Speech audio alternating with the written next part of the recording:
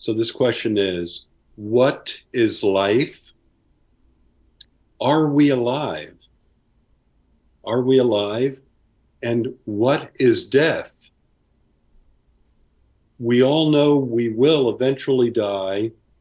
What would you say to someone who is close to death due to age or illness? And then I've added one. What would you say to someone who has lost a loved one?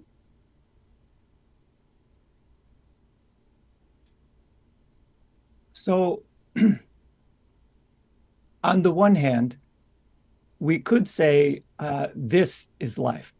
In other words, the present experience we are having, and that death is sort of the absence of this. In that sense, they're kind of two sides of the same coin. But the real question is do we know what this is? That's the real question. We're experiencing something. We are aware.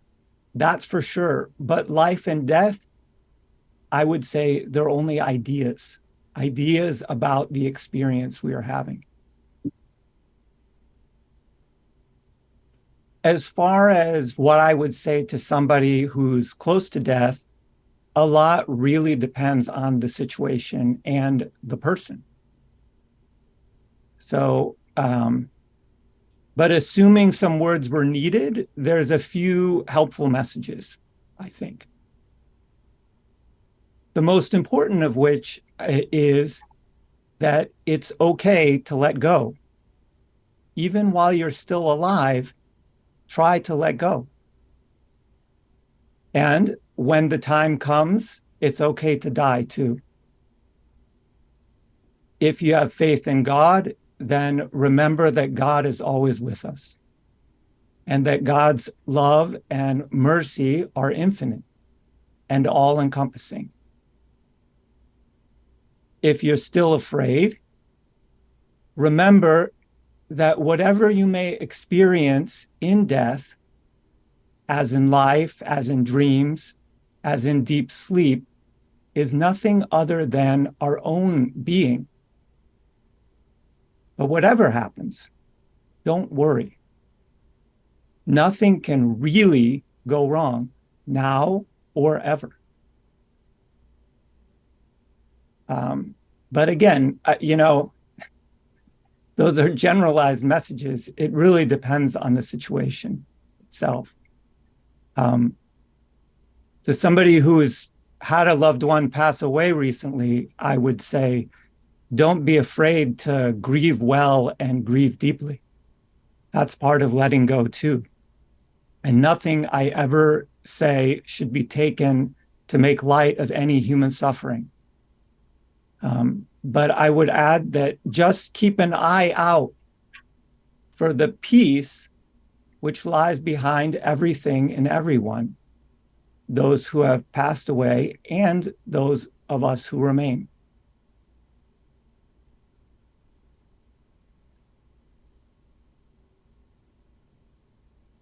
So just a quick follow-up question. Life and death are the two sides of what coin? Well, that's the big question, right? That's what you should find out. That's why we have spiritual practice. That's why we are seeking the truth. There are two sides of the one reality that we spoke of in the last meeting. The last meeting, we started talking about non-duality, and I said non-duality means essentially there is one reality. So if we're speaking of two sides of the same coin, of a non-dual coin, then you could say there are two sides of non-duality, two sides of reality itself, existence and non-existence. But one reality. Thank you. Okay, question number two. And one thought that I've had is I'm quite certain that each of these discussions and each of these questions is not going to resolve everything for us. Um, One thing that we could do is I could get 7 questions on death and life and dying, and I could put those all into a topic where we focus on that. Each of the questions today could lead to an entire discussion. So just keep that in your minds. Um, Question number 2: is there purpose to our lives from a relative and an absolute or an absolute perspective? Are motivations and intentions important, such as aspiring to awaken or to act as a bodhisattva, to be kind, to be to help free in Buddhism, to help liberate all beings from their suffering? Yeah. Our motivations and intentions are hugely important to cultivate kindness, compassion, joy, equanimity, to seek and know the truth, which is none other than these can be considered the sort of great purpose of our life. To act as a bodhisattva, for example, one who aspires to awaken for the benefit of others, is exactly that. As for the absolute perspective, our own true nature, I would say, is nothing other than kindness, compassion, joy, equanimity, and so on, which are all one. So while the purpose of our relative lives may be to awaken to that, to aspire to that, the absolute has no need of a purpose. Or you could say its purpose is intrinsic and expressed through our relative lives. Either way, it lacks nothing and is already perfect.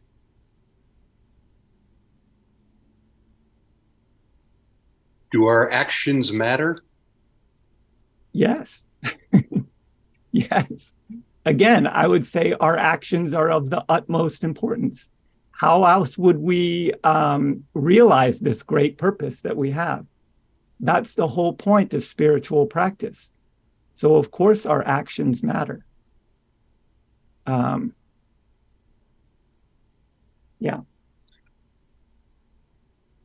You know, I think some people hear some teachings about non-duality and think it means nothing matters because there's no one here doing it and no one experiencing it. And I would say that's nonsense. Or it's not, it's a very small teaching for a very particular point, but it's not the whole picture. It's not a full teaching. Rightly considered, I would say non-duality points to the oneness of all being. Therefore, it should guide us toward love, kindness, forgiveness of the self, forgiveness of others, and so on.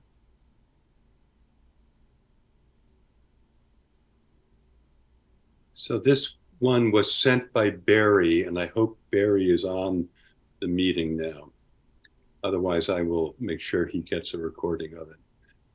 In the Jewish tradition, study followed by understanding of truth, and truth here is Torah, can lead to acquiring Torah. To acquire Torah is to live in accord with its teachings. How do the activities of your daily life reflect the fundamental unity, peace, happiness, love, and fearlessness of which you speak?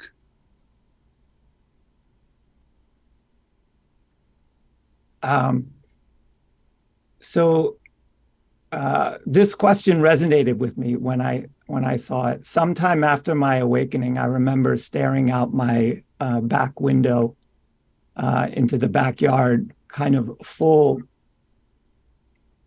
with awareness of this ineffable truth and knowing that the purpose of my life now was just to live in accord with that.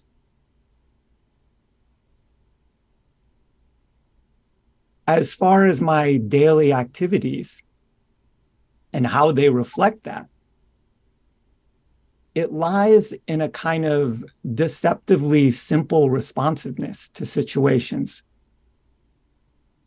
And I would say an energy and awareness that's present when we're not wrapped up and bound by deluded thoughts. I discovered that delusion, so called, takes a lot of energy. Mm. It takes a lot of effort to keep that going. So when you let go of it, when one is freed from all of that, one is naturally, fundamentally happy, at peace, and available to the situation and to help others, precisely because one is not wrapped up in their own problems, their own thoughts, and their own um, hopes and fears.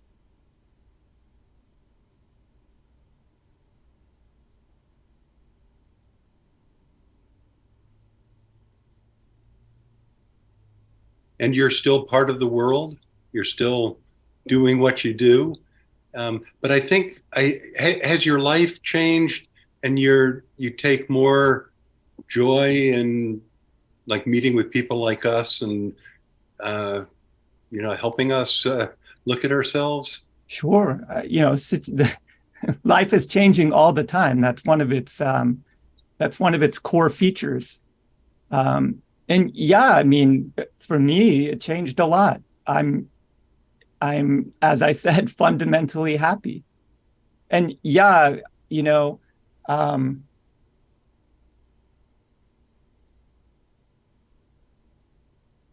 yeah, I take joy in all these situations. Well, I can personally say I'm glad of that. Me too, Bruce. Yeah. Um, and I can say that every time I talk to Matthew, um, the conversation just goes to these places that I can't. Like we were just talking, getting ready for today a little while ago, and after about 30 minutes, I go, I didn't have my paper to take notes. I'm going to lose this all. What did I say though? I don't remember. I said good. You did say good. And they do come back sometimes in different formats. Okay, we're going to move on to number 4. And this goes back a little bit to last time. Who awakens? In your last discussion, you said after awakening, there was no place for the realization to land. And you said this in many different ways in different conversations. What do you mean by this? Let's try one more way in one more conversation. I'm a slow learner. Me too. Who awakens? It's an interesting question. It's not an ego. It's not an individual self. It's not a body. It's not a mind. And it's not the material world. Whatever it is, it's been here all along. We can't really know it with a thought.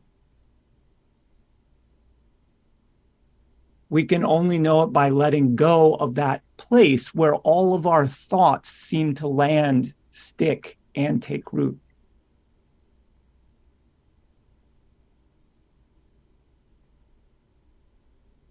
So, uh,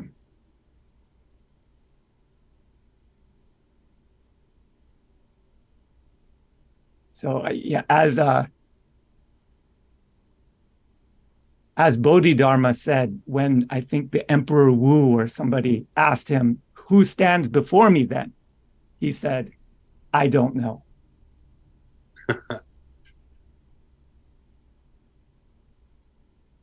But you want us to keep looking for that.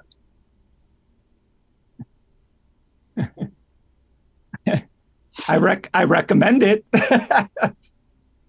And if we find something, it's not it. Yeah.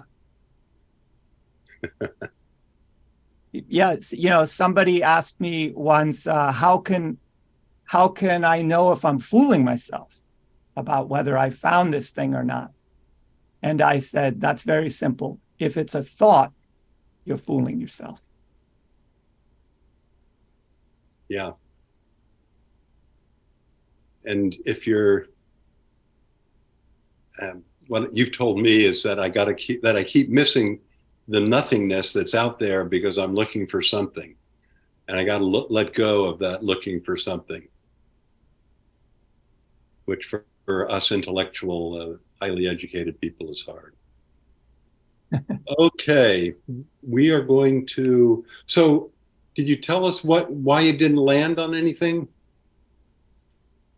There's nothing there to land on.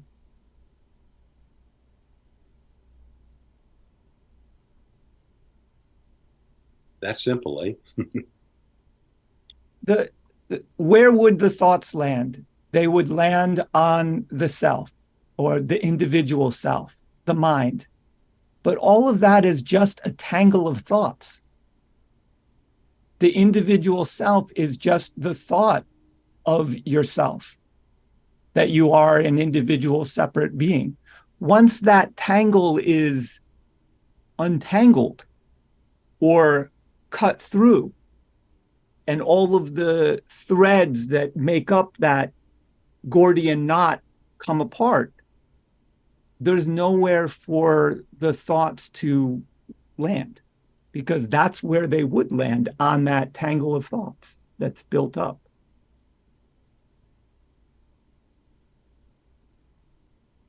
Hmm.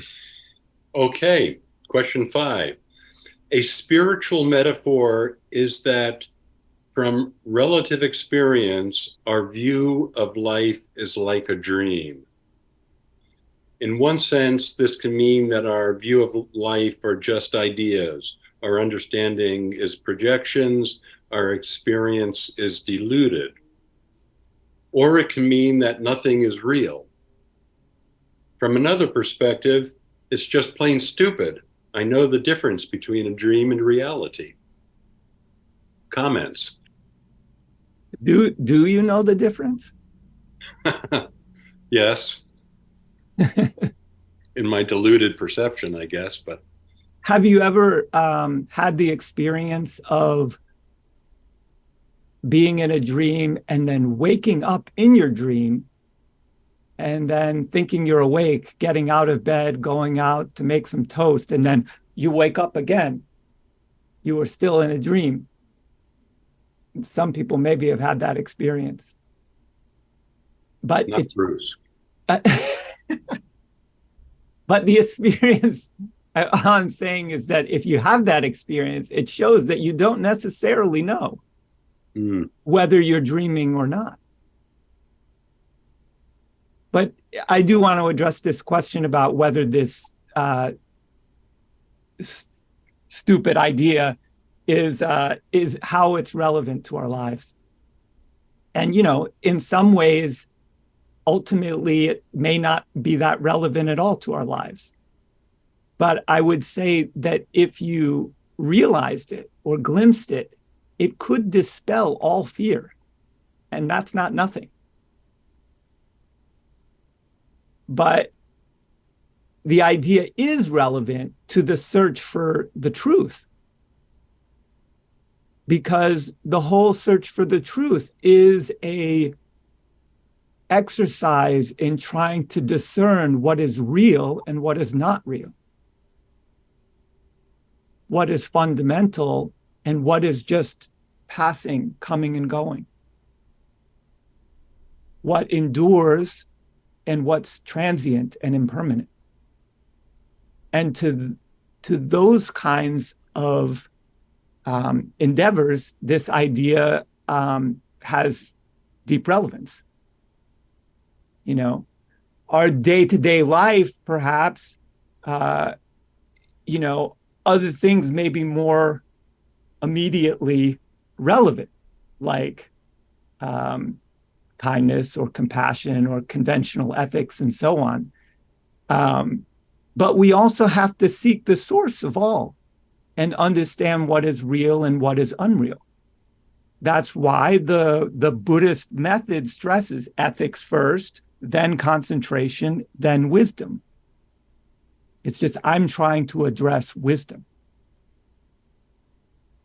So when the truth is found, it's recognized as not other than kindness and compassion itself anyway. So we're really on the journey from the very beginning.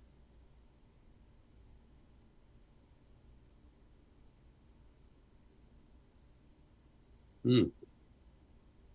Thank you. You took that places I wasn't expecting. It's beautiful. 6, you state that you are trying to help deconstruct mental constructs, help people discard unreality to see reality, help us exhaust questions by pointing at truth without imposing a new world view.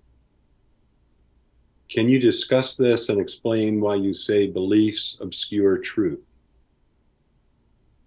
Sure. Yeah, there's plenty of views already. I don't need to invent a new view. And it's not that beliefs and views in and of themselves are always a problem. That's not right either. Of course, sometimes views can cause great suffering, but they can also be extremely helpful. They can be helpful on the spiritual journey. Either way, though, ultimately, they do obscure the truth because they are not the truth themselves. They're a view. It's a very important distinction. This is the meaning of the saying, don't mistake the finger for the moon. If somebody's pointing to the moon, say, look at the moon, but you're looking at the finger and you think it's the moon. So that's the meaning of that saying. For example, to believe there is a truth, for example, and to have some views about where it might lie, that's good. Now we can look for it. But to actually realize this truth, one has to eventually let go of the beliefs and the views because they put the truth at a distance, whereas the truth itself is always present here and now. On the other hand, if you say, okay, well, even if you believe that the truth is here and now, then somehow you will think, well, I am just not present enough. It's the same relative problem, only you've switched the terms around. Mm-hmm. So ultimately, again, in the end, everything has to be transcended, even our most treasured beliefs. But you're not giving it up for nothing. You're giving it up for the reality. And that makes all the difference.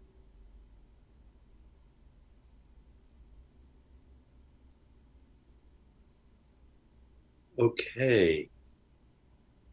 So we identify with our body and experience our existence within our body. We have a lot of people online here who have a spiritual practice that involves some sort of movement, qigong or tai chi or any of those. And many spiritual practice involve the body, sitting in meditation and dropping our mind into the body. Your long history of martial arts, tai chi and qigong, ecstatic dance. What can you say about the body and practice and moving body and practice into awakening? Sure. First, I'll just say, even meditation practice, a lot of times, if you read instructions for traditional meditation, it's often very physical instructions. Sit this way, hold your back straight, put your hands in this position, put your head in this position, breathe this way, gaze your eyes at this angle. It's all about the body. It's a physical practice. So meditation could be approached that way for sure. The body itself can be like a catalyst for inquiry. Explore it with your awareness. Try to understand yourself through your body practice. You know, our thoughts, our injuries, traumas, our desires, our cravings, our emotions, they're woven all throughout our body. So seek out and clarify physical and psychological tension through movement, through breathing, through your own awareness. And that's kind of the basic guideline for body-centered practice, I would say.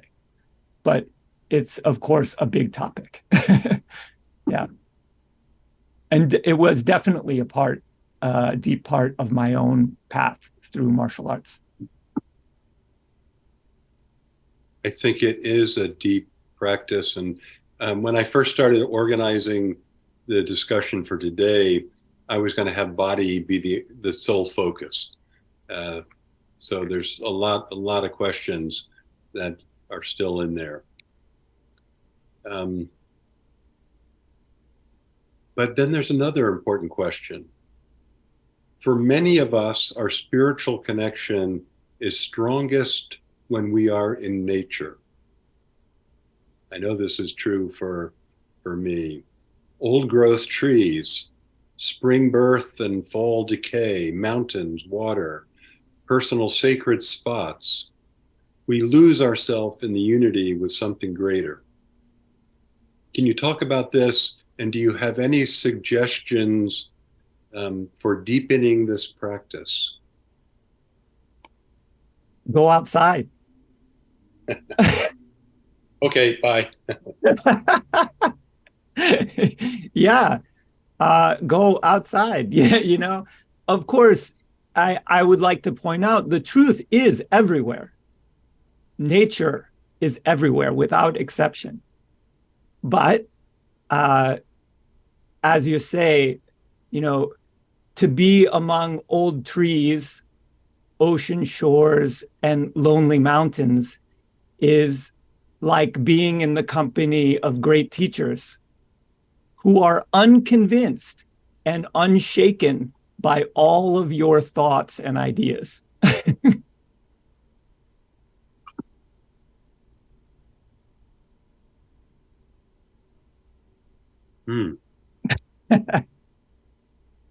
Well, I was going to ask you a question about your river awakening and the crow, but we'll save that for another day. Oh, okay, sure. Yeah. So, who were your spiritual teachers? Are your Buddhist views derived from a teacher, or from reading, or mostly from self-realization? And do you have recommendations of books that you think might be more helpful than other books?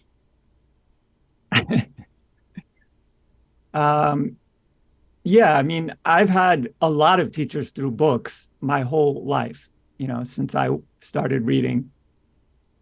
And I've had a succession of teachers in martial arts.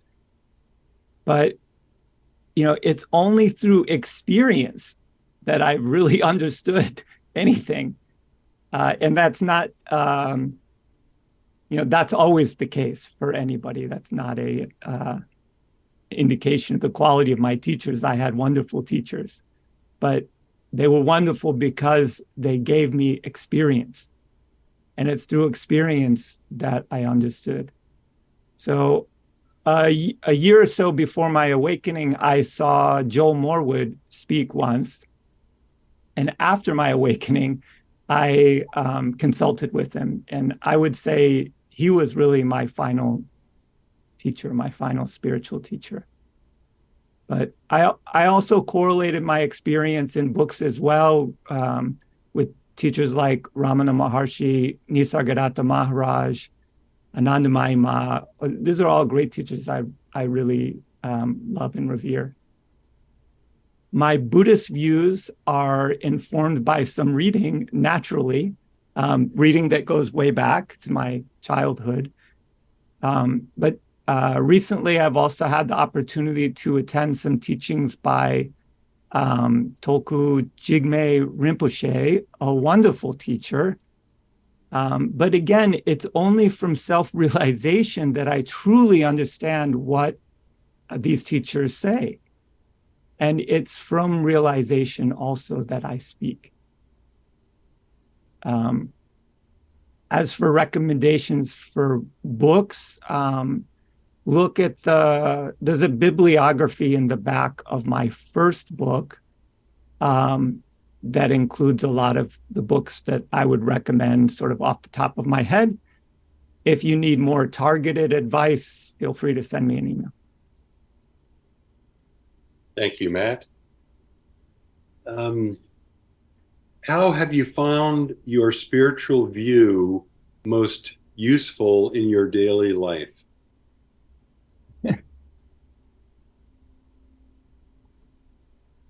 I'm not sure useful is the right word. I think I wrote in one of my books, the truth isn't useful the way a hat is.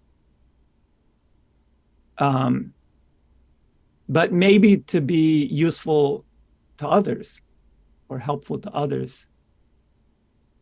And as I said before, delusion and all its attendant suffering takes a lot of energy.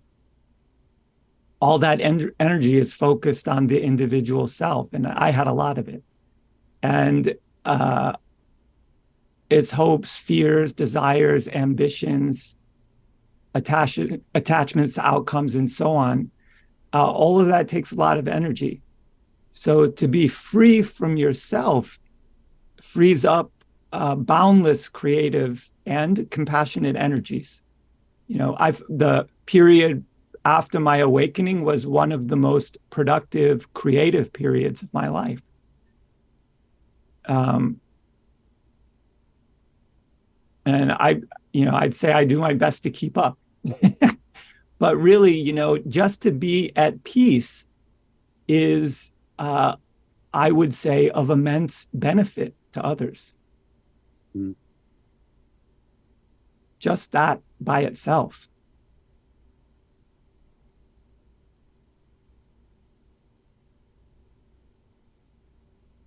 Has your sense of humor changed? Yeah, there's a lot of things, there's a lot of things about this topic, about spirituality, that I find immensely funny now, that I never understood before. Zen stories, for example, are very funny, just so many things, that I find hilarious, really, that I wouldn't have had any insight into before, to see any humor in it. Yeah. You seem like a very happy person.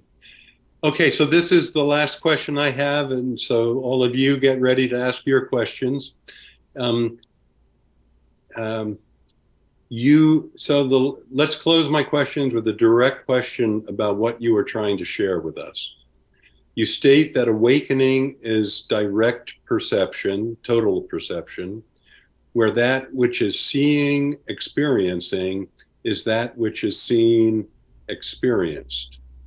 This recognition is a new kind of knowledge, a direct experience of emptiness.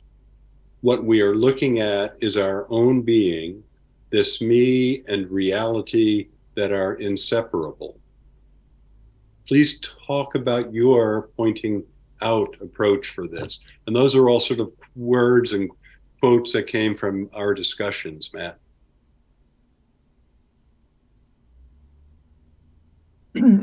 So, yeah, usually we live sort of inside an idea, perhaps even an idea of the present moment, but more often an idea of the past or an idea of the future.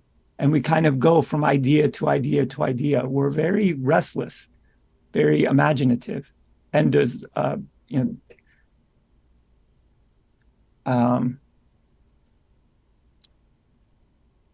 what I'm just pointing out that we are here and now. It's very simple. Reality is here and now. Happiness is here and now. Peace is here and now. It's not in the past.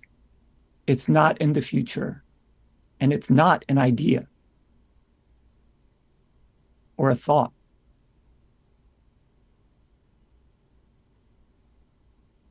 And so, you know, in our discussions, Bruce, and in these discussions, I'm just trying to point to that. Wherever we start, I'm trying to get us to this essential, unspeakable thing, this peace that's here and now.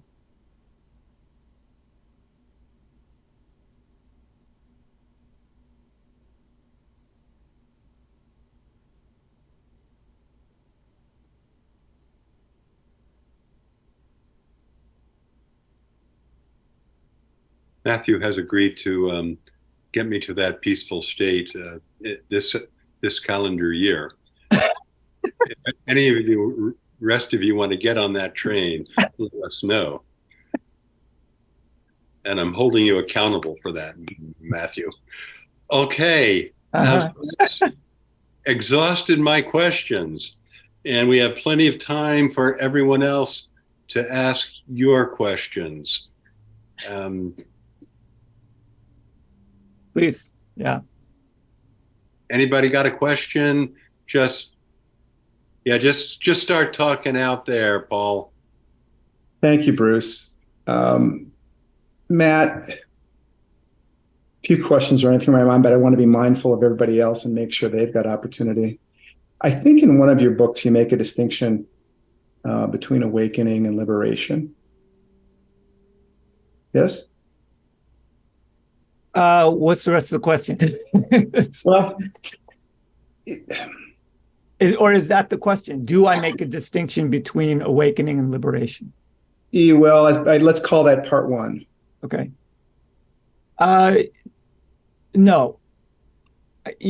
I'm not saying you can't. They're words. So it depends on how they're applied, how we define them, what we're talking about. Sometimes awakening is used in such a way to refer to awakening to the spiritual journey. Awakening to the idea that there is a truth to find. But sometimes awakening is used to refer to the full enlightenment. Like in the case of Buddha, this is called awakening. So liberation, you could say is the result of awakening. Or you could say it is the same as this full awakening, be liberated, to be free. Does that make sense? It really it does. It does. This is part of, there's so much confusion and misunderstanding about spiritual discourse and dialogue merely because of words. In one text, a word means something. In another text, it means something completely different. So you have to, part of our job as practitioners and seekers and studiers is to we have to peel back the layers of all of these words and get to the heart of the matter. Then it doesn't matter what we call it. part two of the question is whether you make that distinction or not.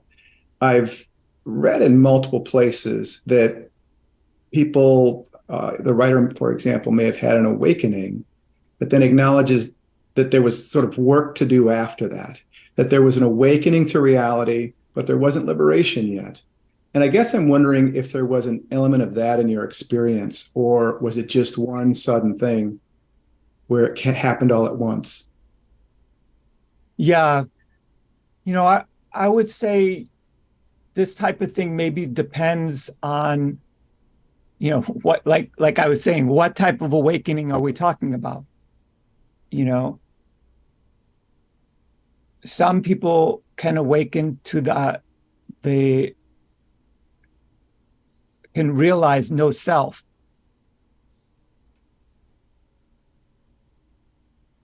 But they don't realize perhaps no world. Hmm. And so it's a kind of partial awakening.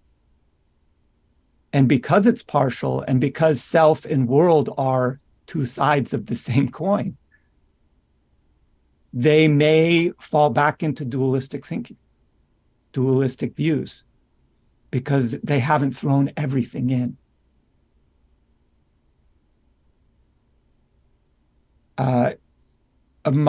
In my experience,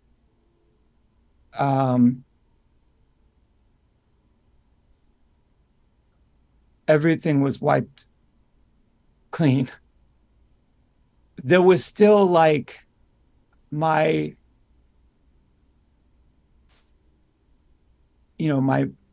mind, for lack of a better word, still had to kind of figure out how to articulate what had happened or to talk about what had happened. And there was sort of deeper realization that came in the immediate weeks and several months, following. But as far as awakening itself, in my view, that's just complete, because if you realize reality itself, what else is there? There's nothing else. I tried to doubt my own awakening. I looked everywhere I could. I told Joel one day when I went to talk with him, I said, if I try to look somewhere else, like where God might be, or where people might go when they die, or some other place or some other realm, I can't even imagine it. I can't imagine anything outside of everything, because that's the nature of everything. So if you realize that, it removes all doubts. Now, that's reality itself. That doesn't, I still have a body. I still have a mind. And that body and that mind, God willing, will continue to learn things and become a better teacher, maybe. And so that's something else. But I don't feel that I am my body or I am my mind. So this process of learning and developing and deepening as in this world is something that is just taking its own course. I'm just, as I said, trying to keep up. Thanks.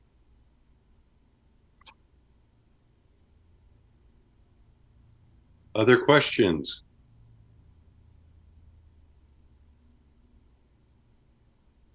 Mark. Hey, Matt. Hi, Mark. This is wonderful. Good to see you. Yeah, thanks. So now that Bruce has put it on the table that you made a commitment for the year, or so he thinks. How did these Right. how did these rumors get started? I know. So I'll just share this briefly before my question. In a meeting with Joel years ago, I used Matt's name, and Joel quickly said, "Shh, stop! Don't do that." I'm like, "Don't do what?" He says, "Don't use his name, because then people are going to be knocking down his door asking him to like guarantee enlightenment for a year, whatever." So there, he was right. It happened. Sort of. It's interesting that you brought up Joel. I was going to bring up Joel, but now you've said it, so I can just use his name. In a retreat a long time ago, and I might have even said this to you at one point, Joel said, 95% of mysticism really isn't all that mystical, but the last 5% is like completely unsayable, and later in another retreat, he sort of referred to what that 5% was. And you were just talking about it, so I wanted to bring it up to ask you to say a little bit more. And you've said to me before, really, it's letting go is the job. Like everything is really directed towards that. And you just referred very interestingly to this place where thoughts land, where they're entwined, where they create like an environment in which that's now what we're seeing through, or you didn't say all that, but you referred to that place, kind of like a noun almost, and so this thing of like letting go or surrendering or somehow seeing past the thing that we're so used to seeing with, or like I think about things. It's like thinking is almost like thinking is about. Like there's this intermediary thing between us and reality. And so when you said it that way, I hadn't heard it that way before, but it was a beautiful way to say it. Like thought is the place where thought lands, and the interweaving of thoughts, it's all like one substance, if you were. So I'm really interested in that, and specifically in that the job is to see through that or let go of that. But it's hard to let go of that which you can't even quite put your finger on exactly. So I don't know if that's a clear question, but that's what I got. I'll go with it. Okay. But first, I'll say there's a reason why Joel says that 5% is totally mystical and unspeakable. So but with regard to what I said before about the tangle of thoughts that is yourself, in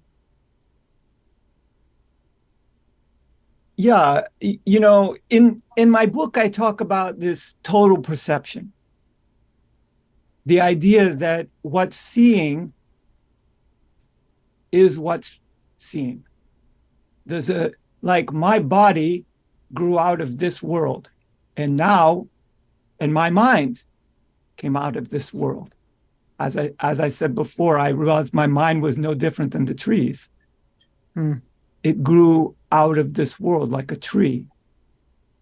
And my eyes too grew out of this world. And now I'm looking at this world with this mind that grew out of it. Well, it's all one thing.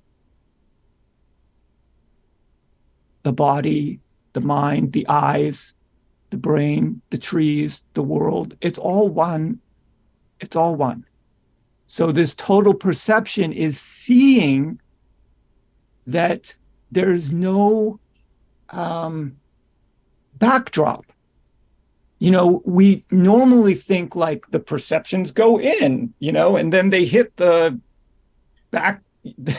backstop of the mind, boom, and then, the thoughts happen. But my experience is that it's all one thing. And it's only because we hold this particular tangle of thoughts in the mind that total perception doesn't happen. It hits that bundle of thoughts and it's all tangled up in its own thing. So it can never complete that circuit. So, and if doing the work is untangling that bundle of thoughts,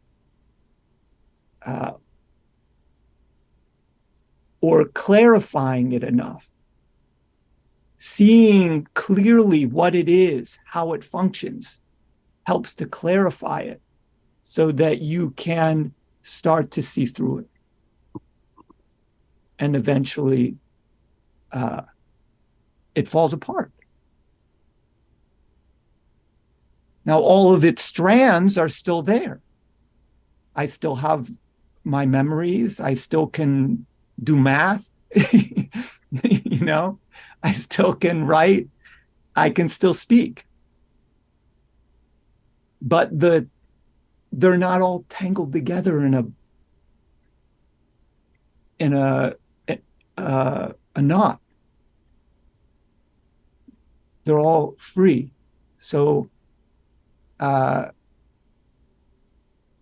so the experience is like this total perception. You know, shortly after my awakening, I was sitting at the river there eating a peanut butter and jelly sandwich. And it felt like I was eating myself. It's like that mystical symbol, the Ouroboros, you know, the snake eating its own tail. That's a symbol of total perception. That there's, again, one reality. The subject and object are share the same reality. Inside and outside aren't separate.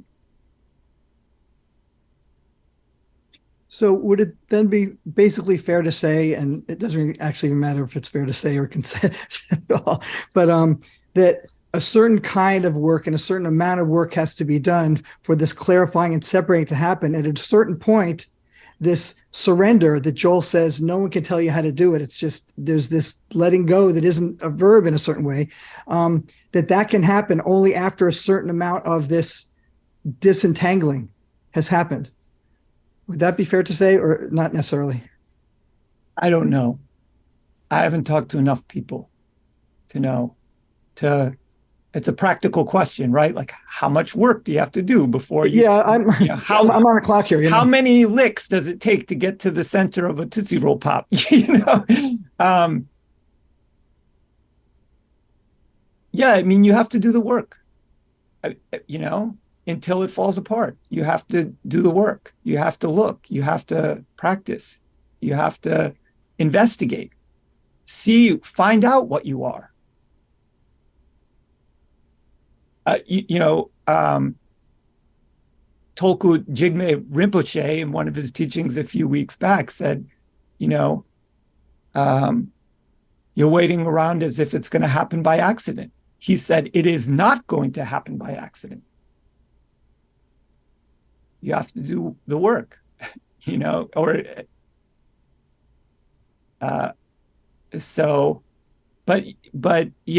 I think Joel said once, or at least that,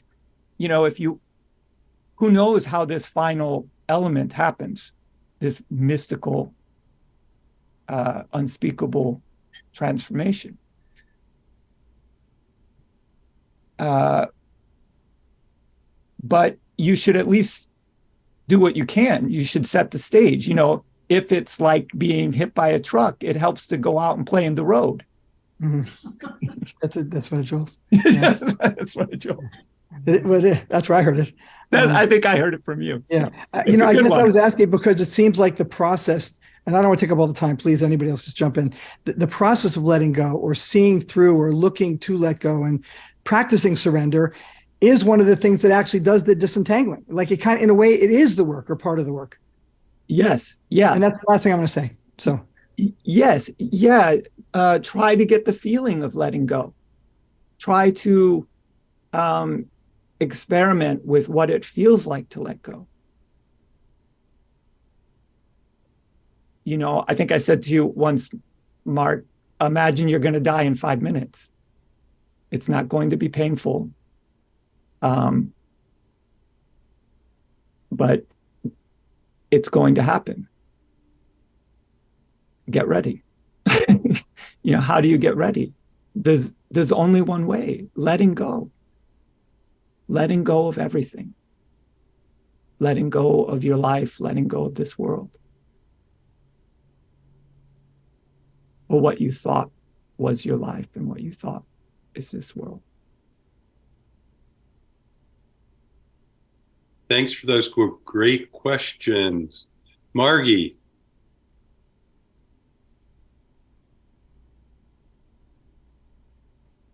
I don't know if I have a question, but I have a comment, but maybe it's a question. And the question might be that what have you had experience with people who are dying and in terms of awakening? And I just want to give a story about my husband who died and had cancer.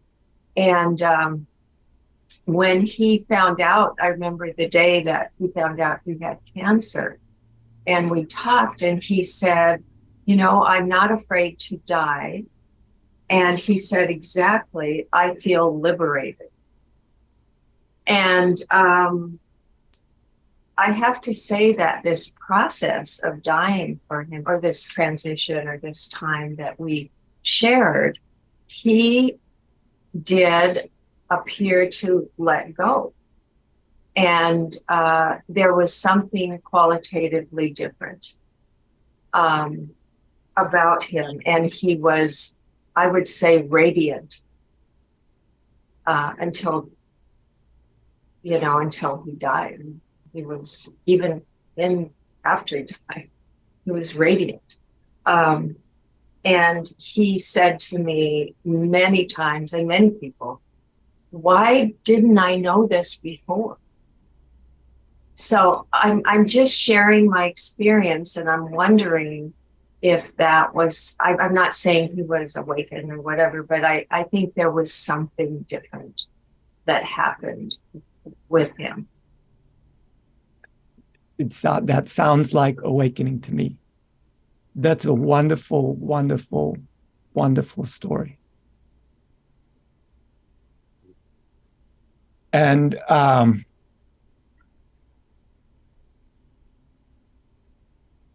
yeah,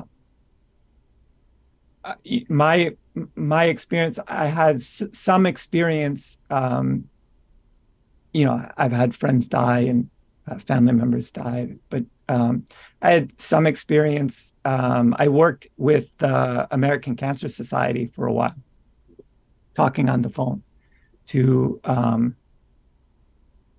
cancer patients, their families, trying to get them help and resources. And one of the things, this was years ago, around 2003 or something like that. One of the things I noticed then doing that work was that it was often the people who had the worst prognosis who were the most relaxed and happy.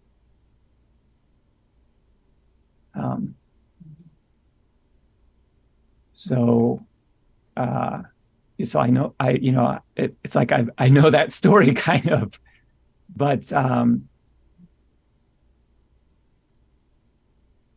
yeah, I'm not sure I can add anything to what you've already said. Yeah. It's a wonderful story. Thank you. Thank you for telling it. Thank you, Margie. That was beautiful. Anyone else got a question? Bruce, it's Doug. I just want to add a little documentation to Matthew's point and Margie's story. 2 books. One I read was called Grace in Dying, and this woman spent her entire life being with people as they died. That was her job.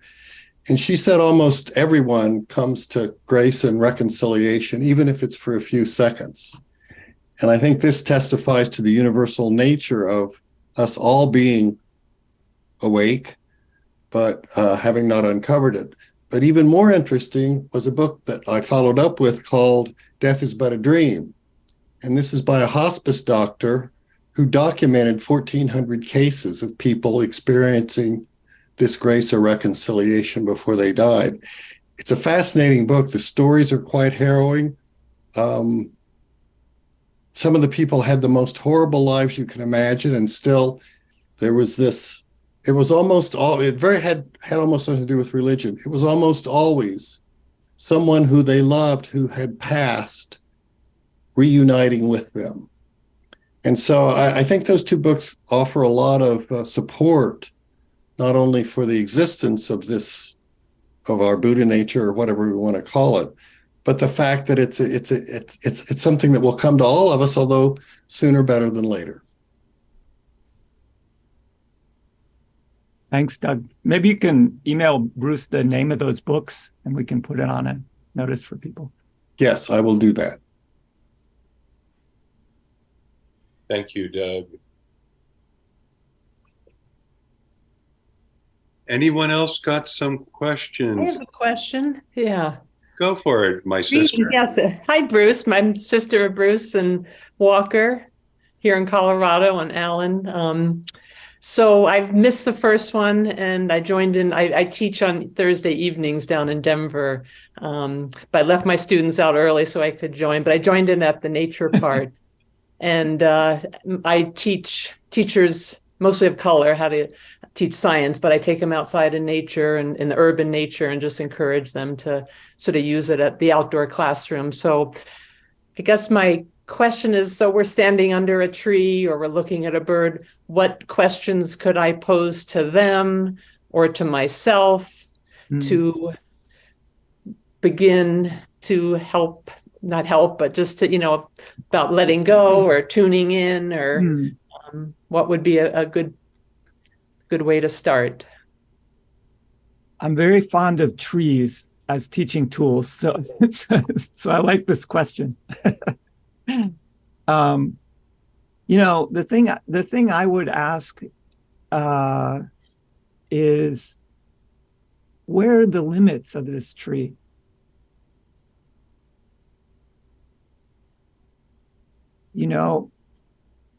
Its roots go into the ground and spread out. Its trunk goes up into the sky and spreads out.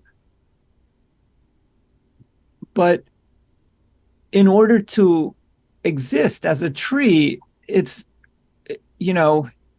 doesn't need just the roots.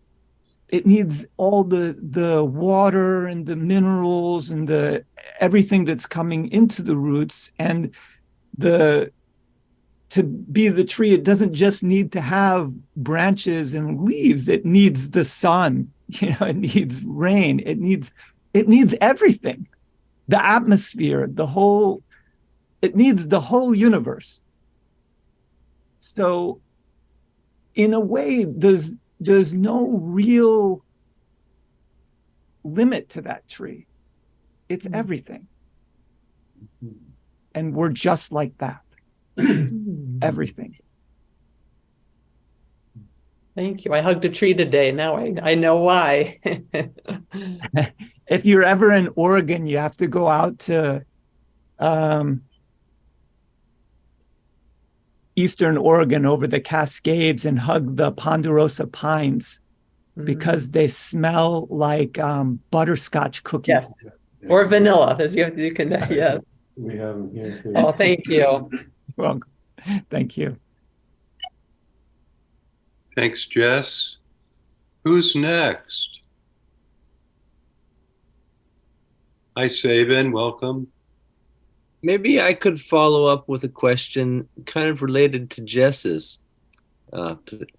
So, Matthew, in Buddhism and a lot of spiritual traditions, there's sort of this idea that the human being is the most ideally situated to experience awakening. In your experience, is that true? Or animals, when they appear to have personalities they appear to have thought structures and personalities much like ours and look busy and preoccupied with themselves, are they possibly awakened while also expressing personalities? Or do you think most of the animal kingdom is not awakened? Do you think plants and trees are living in a non-dual sense of oneness with the universe? Good question. From the absolute perspective, everything is awake. Everything. I think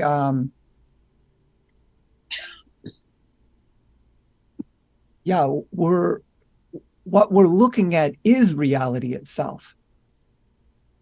And we are that. So from this perspective, everything is awake. Rocks, animals, the sky, space, whatever is a part of that. And so from this absolute perspective, nothing is outside of it. You know, there could be temporary, like these thought bundles or temporary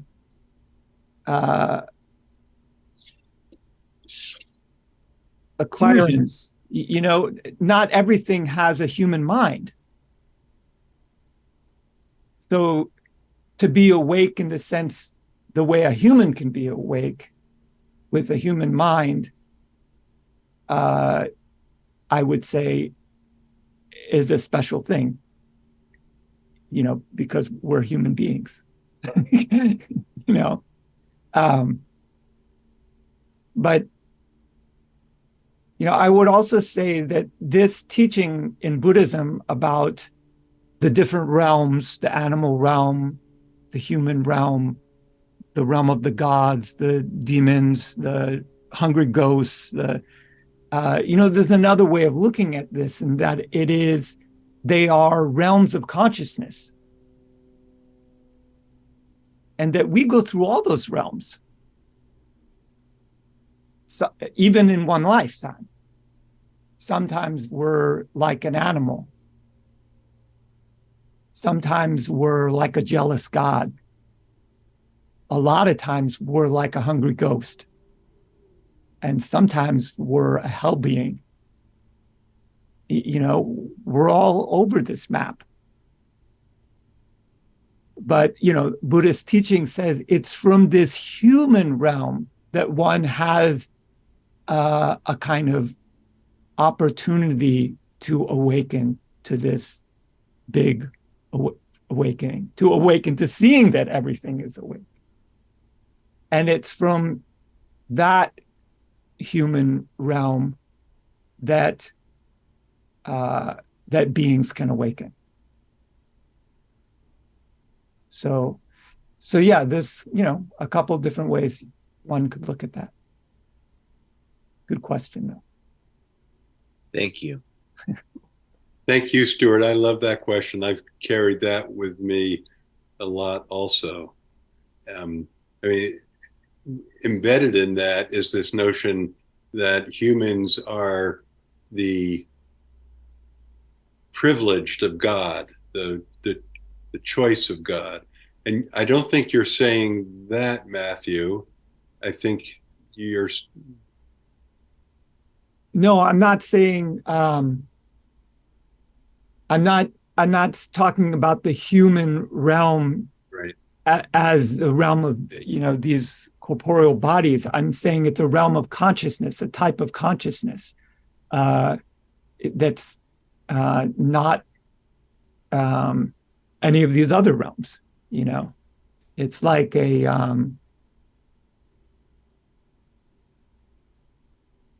it's a state of consciousness to be human. We're not always in it, according to what I'm saying, according to this model that we're talking about. There's a famous Zen koan. Does a dog have Buddha nature? And the answer is moo.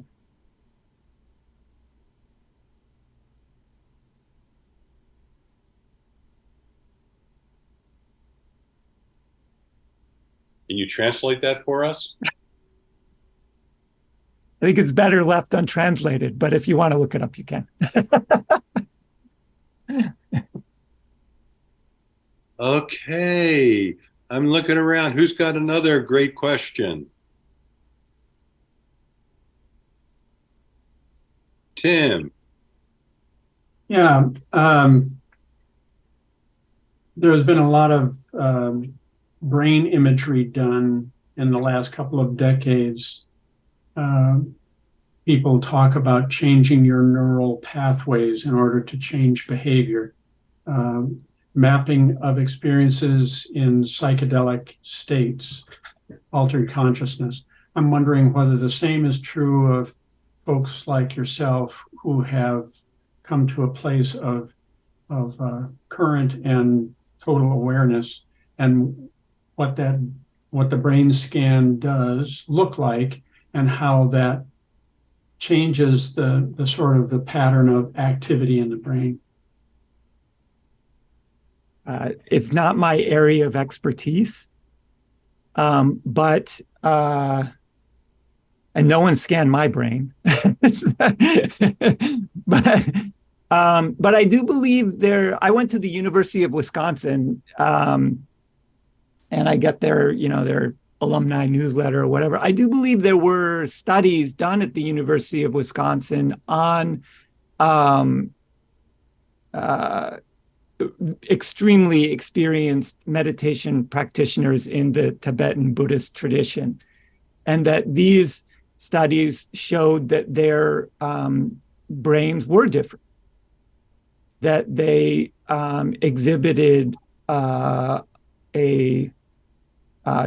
brain signs of a kind of happiness and peace that wasn't in the brains of other people. But again, I would say it is not, it's not my field really. So I wouldn't, I wouldn't pretend to know too much about it, but that's my understanding that some studies have been done. You can look them up. Yeah.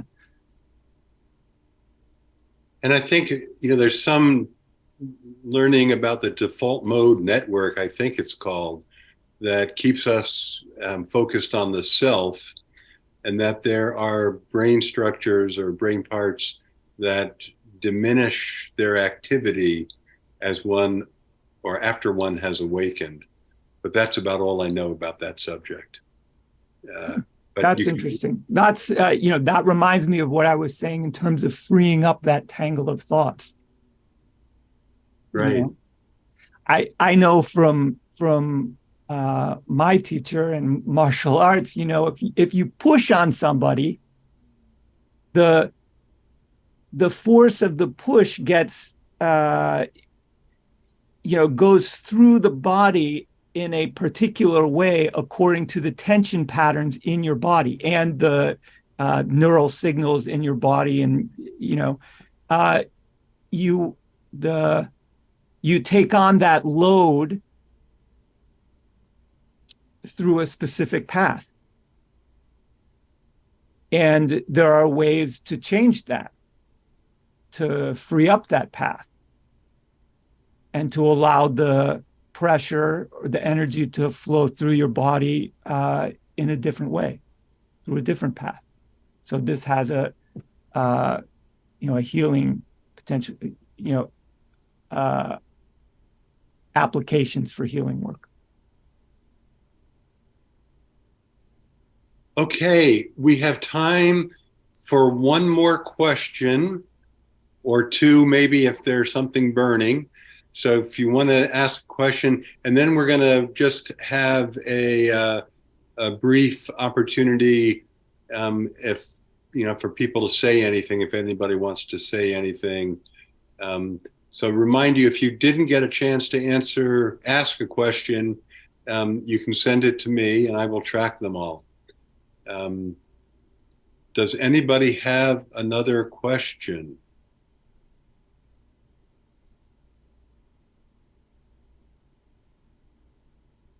Was that you, Paul, wanting one? Sorry, I do, but I would defer to any others who may have a question because I've already asked. As the facilitator, I'm going to give you the privilege of asking too. Okay. So Matt, you said a few times, you have to do the work, and you've talked about doing the work. And in my experience, at least these days, and for the past few years, really, doing the work often feels like being caught in a Chinese finger trap, where I'll drop into looking at what is, where a lot of thinking just sort of falls away. And then, of course, thinking comes back. And I don't know how else to describe it other than the more effort that gets applied, because effort seems to come from the mind, the more I feel entangled, to refer to what Mark was talking about earlier. Wondering if you could comment on that. Sure. Yeah, the work isn't easy. That's one comment. Or it's not always easy. So I feel for you. You know, part of this, we don't become untangled and liberated the way we think we're going to.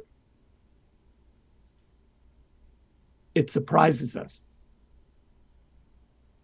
It doesn't happen the way we think it's going to happen.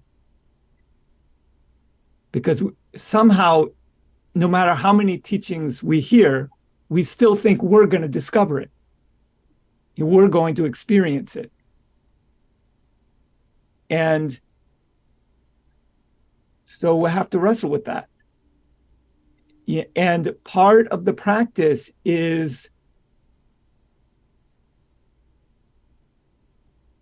part of the work is just to exhaust you, to exhaust your mind, to exhaust your objections to letting go, to exhaust your ideas, to exhaust your speculation,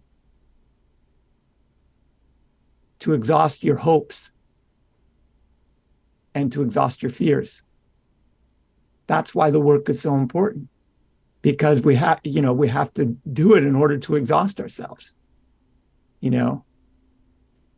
One of my teachers in martial arts once said, we got through about an hour of doing nothing but push-ups, sit-ups, and squats. And he said, really, the work doesn't begin until you've done 200 push-ups, 200 sit-ups, and 200 squats. It's just a metaphor, but I'm saying that's the kind of work we're doing. You have to exhaust yourself. Then there's, once you've exhausted all of these default pathways, like we were talking about before, right? Then there's the possibility of discovering something new, something different, something you hadn't imagined. So, just keep practicing. Keep going to those places. Keep becoming, spend time there, become more comfortable with letting go, with being nobody.